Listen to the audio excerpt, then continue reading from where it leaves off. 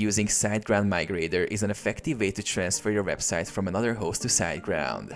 Here's a step-by-step guide to help you with the migration process. Install the SiteGround Migrator plugin. Log into your WordPress dashboard on the website you want to migrate. Go to Plugins, Add New. Search for SiteGround Migrator. Install and activate the plugin. Get your migration token. Log into your SiteGround account and go to the site tools of the new site you want to migrate to. Navigate to WordPress, install and manage, and click on the Migrate tab. Here, you will find your unique migration token.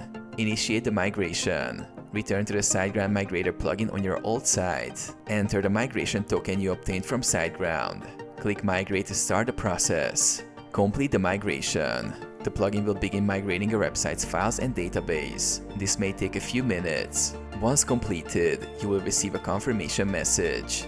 Update your DNS settings. Finally, ensure your domain points to the new SiteGround hosting by updating your DNS settings with your domain register.